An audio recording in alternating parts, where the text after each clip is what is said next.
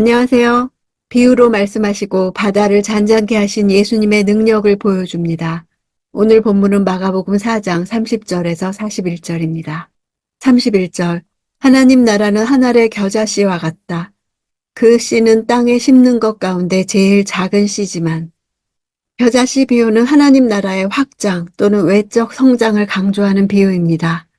하나님 나라는 시작이 미약하지만 하나님 나라가 완성되는 그날에는 세상의 어떤 나라보다 위대하고 크다는 극한 대조를 드러냅니다. 실제로 나사렛 출신의 예수에게서 시작한 하나님 나라는 그의 12제자와 소수의 사람들에 의해 지지되고 유지되었지만 오늘날에는 세계 모든 곳에서 많은 사람이 믿고 따르는 거대한 규모를 갖게 되었습니다. 겨자씨 비유 또한 천국 비밀에 관한 신령하고 심오한 말씀을 당시 사람들이 가장 이해하기 쉬운 소재를 사용하여 전하셨습니다. 32절. 일단 심어 놓으면 자라나 어떤 식물보다 더 큰 가지들을 뻗어 그 그늘에 공중의 새들이 깃들 수 있게 된다. 겨자는 줄기가 보통 사람의 팔뚝 굵기만 하고 그 키가 가장 큰 것은 3미터가 넘는 것도 있지만 나무라기보다는 거대한 관목이나 풀입니다. 공중의 새들은 국경의 제한을 받지 않고 날아다닐 수 있고 민족이나 나라에 따라 구속되지도 않습니다. 그러한 새들이 날아와서 깃들이게 된다는 것은 전혀 새로운 하나님 나라의 국면을 말해주는 것입니다. 에스겔에서 공중의 새는 여러 민족들을 가리킵니다. 예수로 말미암아 세워지고 확장되는 하나님 나라는 유대인들만을 위한 나라가 아니요 그리스인이나 야만인 등 모든 이방인들을 포함하는 제국적 나라입니다. 34절. 예수께서는 비유가 아니면 말씀하지 않으셨으나 제자들에게는 따로 모든 것을 일일이 설명해 주셨습니다. 마가는 말씀을 듣기만 하고 돌아서 버린 자들과 끝까지 예수를 따른 자들을 구분하려 애썼습니다. 그들은 예수께 속한 자들이요 그의 제자였습니다. 하나님 계시의 말씀은 사람의 이성과 지혜만으로는 우리에게 온전하게 이해되거나 밝히 드러나지 않습니다. 진정한 이해는 진리 그 자체이시며 진리의 해석자이신 예수에게 속할 때만이 그리스도의 영으로 해석해 주시는 것입니다. 35절. 그날 저녁이 되자 예수께서는 제자들에게 말씀하셨습니다. 호수 저편으로 건너가자. 지금까지 4개의 비유가 나왔고 이제부터 4개의 기적이 나옵니다. 4개의 연속되는 이적 기사들은 모두 믿음이라는 공통된 주제를 가지고 있습니다. 연속된 비유 설교를 하신 후 저편 거라사로 가시고자 하신 것은 이방인 지역에도 복음을 전하시기 위함이었습니다. 예수께서 공생의 기간 중 이스라엘 지경을 벗어나 이방인의 지역으로 가신 것은 거라사와 두로와 시돈 지방의 방문 때입니다. 37절. 그때 매우 강한 바람이 불어와 파도가 배 안으로 들이쳐 배가 물에 잠기기 직전이었습니다. 갈릴리 바다는 해수면보다 무려 200m 이상 낮고 수심이 61m 정도 되고 주변 사방에는 높은 산들로 둘러싸여 있었으므로 갑자기 큰 돌풍이 발생하는 일들이 잦았습니다. 특히 헬몬산에서 내려오는 차가운 공기가 갈릴리 바다의 따뜻한 공기와 충돌하면서 폭풍우와 돌풍이 끊이지 않았습니다. 따라서 베드로나 야고보는 바다에서 오랫동안 어부 생활을 했으므로 본문과 같은 상황을 예측할 수 있었을 것입니다. 그럼에도 불구하고 그들은 예수의 명령이 있었기에 배를 띄워 건너편으로 가려고 했던 것입니다. 38절. 예수께서는 배 뒷부분에서 베개를 베고 주무시고 계셨습니다.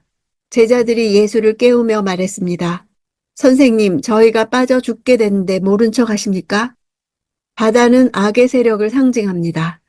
죽게 됐다는 단어는 1장 24절에서 귀신이 우리를 멸하러 왔나이까 라고 말할 때 사용한 단어와 동일합니다. 제자들을 죽이려는 악의 세력의 위협을 말하고 있습니다.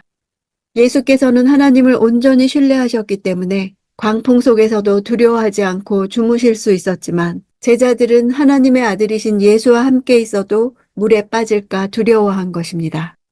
예수께서 하나님의 권위로서 악의 세력을 제어하고 있음을 보여주는 사건입니다.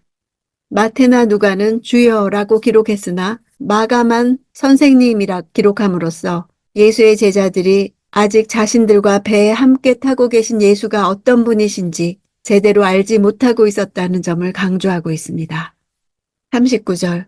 예수께서 일어나셔서 바람을 꾸짖으시고 파도에게 명령하셨습니다. 고요하라, 잠잠하라. 그러자 바람이 멈추고 호수가 잔잔해졌습니다. 꾸짖으신다는 단어는 베드로를 향해서, 귀신을 향해서, 열병에 대해서 각각 사용된 단어입니다. 하나님께서 보내신 메시아로서 인간과 영계와 자연계와 질병에 대해서까지 완전한 통제권을 가지고 계신다는 사실을 보여줍니다. 사탄의 권세가 미치는 세상에 하나님 나라를 확장시키기 위한 방편이기도 했습니다. 예수께서 꾸짖으신 것은 거라사 지방으로 가시는 예수님의 행보를 막기 때문입니다. 자신과 제자들이 탄 배를 삼키고 죽이려 하는 바다를 굴복시킨 것은 예수의 사역을 방해하려는 사탄의 계략을 깨뜨리셨다는 사실을 상징합니다. 40절. 예수께서 제자들에게 말씀하셨습니다. 왜 그렇게 무서워하느냐? 아직도 믿음이 없느냐? 아직도라는 말은 예수께서 이번 사건을 통해서도 제자들에 대해 가지고 있었던 기대가 아직 충족되지 않았음을 역력히 드러내줍니다. 그들에게 믿음이 없음이 여실히 증명된 것입니다. 41절. 제자들은 크게 두려워하면서 서로 수군거렸습니다. 도대체 이분이 누구시기에 바람과 파도까지도 복종하는가? 여기서 두려워한다는 단어는 풍랑으로 두려워하다와 다른 단어입니다. 하나님에 대한 경외심을 말합니다. 고대에서 바다는 악의 상징이며 악이 거주하는 장소로 묘사되었습니다. 바다를 잠잠케 하신 사건은 사탄의 세력을 몰아내시는 촉사의 의미를 나타냅니다.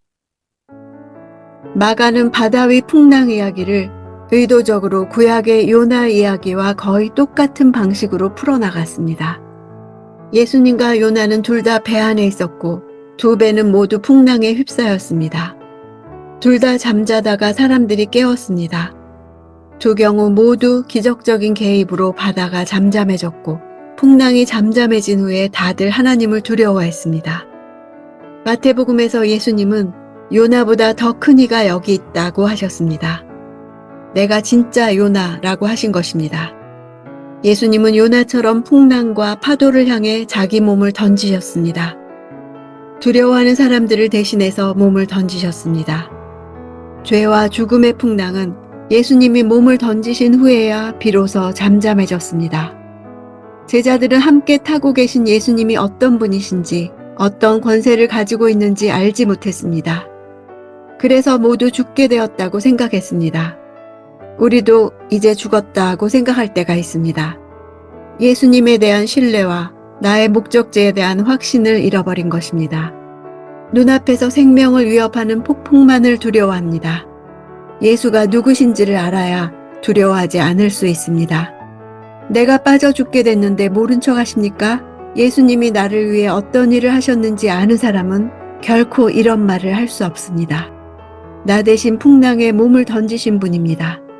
모든 풍랑을 잠재우시는 분이십니다. 인생의 어떤 상황에도 예수님이 돌아봐 주실 것을 믿습니다.